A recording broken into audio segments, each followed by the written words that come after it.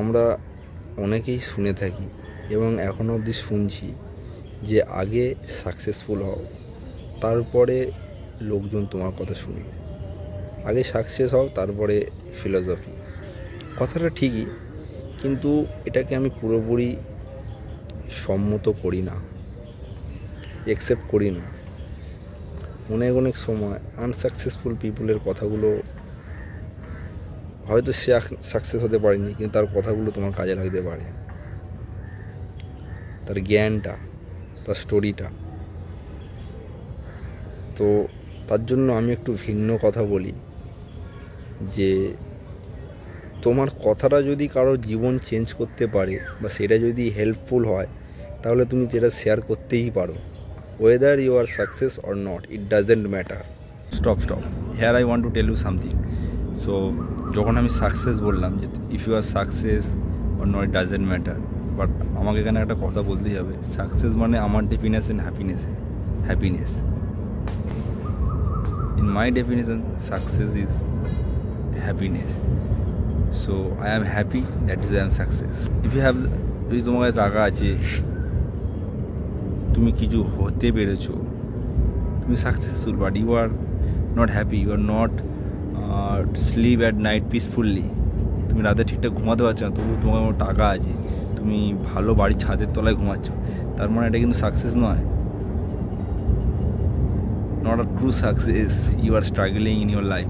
So আমার কাছে success মানে হ্যাপিনেস। সো আমি হ্যাপি, তাই কাইন্ড অফ তুমি বলতে পারো আমি সাকসেসফুল। তো যাই হোক, আবার শোনো। তো আমি আমার জীবনে অনেক জিনিস, অনেক জ্ঞান অর্জন করেছি, যেইগুলো কিনা খুবই অতি সাধারণ মানুষের কাছ থেকে, এবং কি রাস্তায় চলাফেরা করতে, এবং কি অচেনা একটি ব্যক্তির কাছ থেকে, সেই ব্যক্তিটি হয়তো অন্য কাউকে কিছু বলছে, সেই কনভারসেশনের মাধ্যমে যেই কথাগুলো ওরা বলছিল, সেখান থেকে 2-3টি কথা আমি তুলে নিয়ে আমার জীবনে লাগানো। তো এইভাবে আমি জীবনে অনেক কিছু গ্রো করেছি, অনেক হেল্পফুল হয়েছি, এবং হয়তো টাকাও উপার্জন করতে পারিনি সেই জ্ঞান দিয়ে, কিন্তু ওই জ্ঞানের দ্বারাই হয়তো আমি লাখ লাখ টাকা সেভ করতে পারি। সেভ করতে আমার হয়তো লাখ লাখ টাকা জ্ঞান বলতে পারো, হয়তো আমি খরচ হয়ে যেত সেরকম লাখ লাখ টাকা, আমি পরে রিগ্রেট করতাম, কিন্তু সেই জন্য বলছি লাখ লাখ টাকার মতো জ্ঞান পেয়েছি। তো এরকম একটা ইনসিডেন্ট আমি বলতে চাই, যেটা আমাকে খুবই হেল্পফুল করেছিল। আমি যেগুলো পেয়েছি এখান ওখান সেখান থেকে, কোনো সাকসেসফুল পিপল আমাকে সেই জ্ঞান দেয়নি, আমি শুনতে যাইনি, বা কোনো সেলিব্রিটির কাছ থেকে আমি ওই সময় শুনিনি। তো খুবই অতি সামান্য লোকেদের কাছ থেকে, অপরিচিত লোকেদের কাছ থেকে আমি এই জিনিসগুলো শুনেছিলাম, এবং সেইগুলো আমাকে আমাকে অনেকটা ডিফারেন্ট একটা পার্সন বানিয়েছে একজনের মধ্যে দিয়ে। অনেকজন বলতে এখানটায় আমার ধরো ফ্রেন্ড সার্কেল মিনস আমি অনেক রকম ফিল্ডে ছিলাম, অনেক রকমের আমার বন্ধুবান্ধব, অনেক কালারের বন্ধুবান্ধব, অনেক ধরনের লোকজন পরিচিতি। যেমন আমি ফুটবল খেলতাম ক্লাব স্তরে, সেখানকার কিছু বন্ধু। আমি থাকি একটা জনবহুল এলাকায়, সেখানেও কিছু বন্ধু। আমি ক্রিকেটও প্র্যাকটিস করেছি, সেখানেও কিছু বন্ধু। আমি হোস্টেলে ছিলাম 8 বছর, সেখানকার বন্ধুবান্ধব। আমি স্কুলে পড়েছি, সেখানকার বন্ধুবান্ধব। কলেজে পড়েছি, সেখানকার বন্ধুবান্ধব। জব করেছি 5-6টা কোম্পানি, সেখানকারও বন্ধুবান্ধব। তো এইরকম মিলিয়ে দেখলে অনেক বন্ধুবান্ধব, অনেক পরিচিতি। তো তাদের মধ্যে থেকে আমি কিছুটা হলেও উপর লেভেলে আছি, বা উপর স্তরে আমি জীবনযাপনটা কাটাই। তা সেটা আমি কীভাবে বুঝলাম, যখন সেই সব লোকেদের সাথে আমার দেখা হয়, সেই সব বন্ধুবান্ধবদের সাথে, বা যখন আমি হট করে তাদের সম্বন্ধে জানতে পারি, তখন আমি সত্যি নিজেকে খুবই ধন্য মনে করি, গ্রেটফুল মনে করি যে না, আমি ভালো আছি। অ্যান্ড কেন ভালো আছি তার রিজন হচ্ছে এই যে এই সব ক্ষুদ্র ক্ষুদ্র জ্ঞানগুলো আমি নিই এখান ওখান সেখান থেকে, তার জন্য। এবং সেই জ্ঞানগুলোই তোমাদের দিতে এসেছি। আমাকে অ্যাজ আ পার্সন হিসেবে তোমাদের দেখতে হবে না যে আমি কি অ্যাচিভ করেছি ইন লাইফ অথবা আমি কি হতে পেরেছি। আমার কথাগুলোই তোমরা শোনো, সেইটাই তোমাদের উপকারিতা দেবে। এই এক সপ্তাহে মনে পড়লো, আমি মনে করলাম যে এটা তোমাদেরও উপকার হতে পারে, তাই আমিও not a successful person today. তো আমার এই কথাটা তোমার কাজে লাগতে পারে, তো সেই জন্য আমি তোমাদেরকে এই স্টোরিটা যে শোনাতে এলাম। যদি ভালো লাগে নিশ্চয়ই আরও অনেক স্টোরি আছে, সেগুলো পরে বলবো। কিন্তু স্টোরিটা হচ্ছে আমি তখন কলেজের ফার্স্ট ইয়ার, হয় ওই 2018 সালে, এরকম 17-18 সালের দিকে, তোমার ওই কলেজের ফার্স্ট ইয়ারের দিকে আর কি, কলেজের ফার্স্ট ইয়ার তখন। তো আমি মাধ্যমিক 11-12 এরকম ডেলিভারি কাজ করতাম, তখন সুইগি জোম্যাটো এসব ছিল না, ক্যাটারিং করতাম। তো এটা আর কি কলেজের সময় ফার্স্ট ইয়ার, সবে উচ্চ মাধ্যমিক পাস করেছি।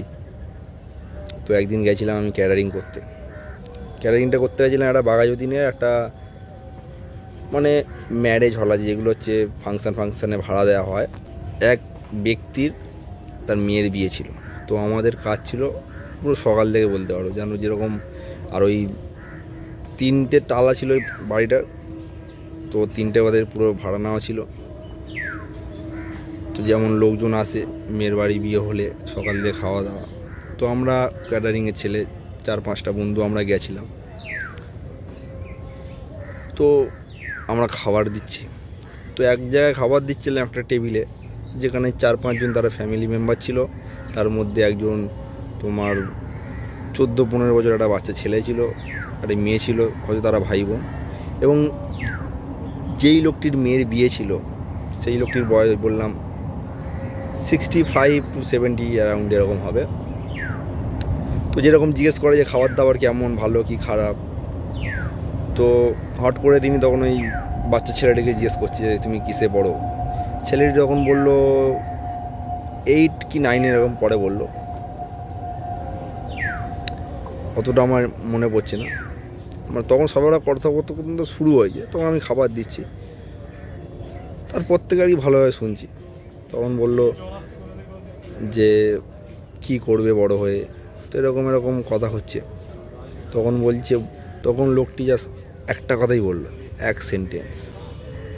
তারপর আমার মোটামুটি খাওয়া দাওয়া শেষ, আমি চলে এসেছি। এবং প্রথম 2-3 দিন আমি ভাবছিলাম যে ওটা কী কথা, মানে যখন আর কি মনে পড়ে। কিন্তু পরে বছর 2 বাদে আমি তার তাৎপর্যটা বুঝতে পারলাম। কিভাবে পারলাম?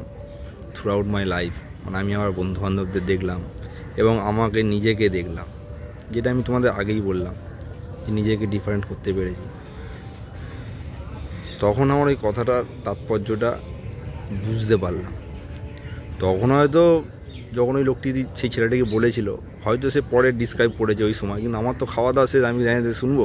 আমাকে তো পরে আবার একটা আইটেম এনে দিতে হবে, যে বেগুনি আছে কি চাটনি আছে কি পাঁপড় আছে, দিতে তো হবে।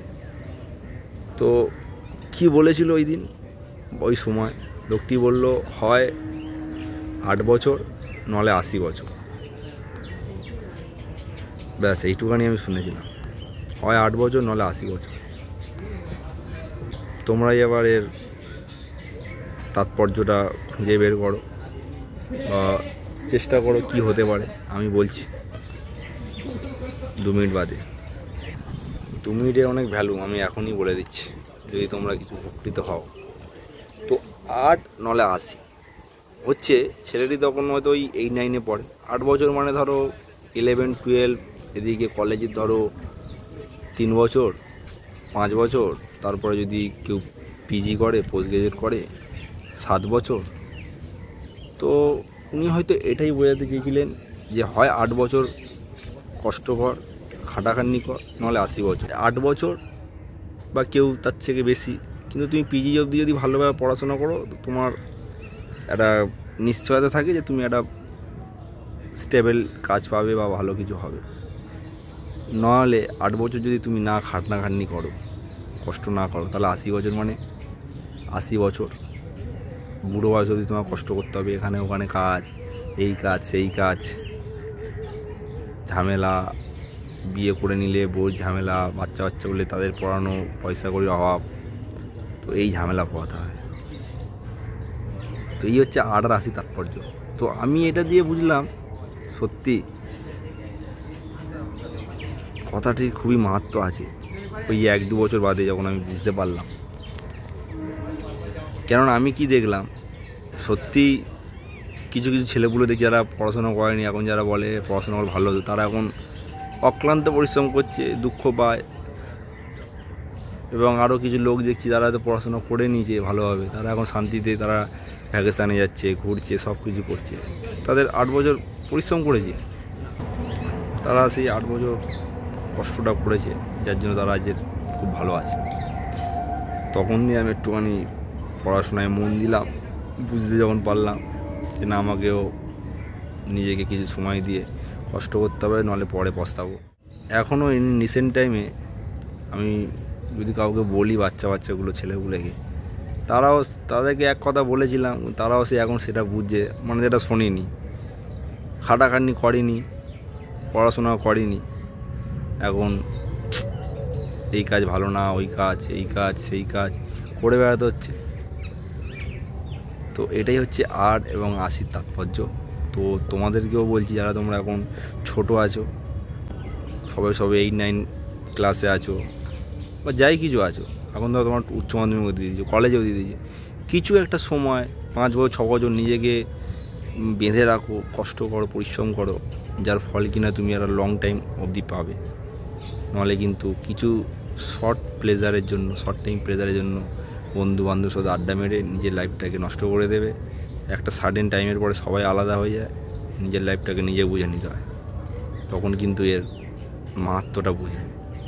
তো আমি আবার তোমাদের রিমেম্বার করে দিচ্ছি, 8 নাহলে 80।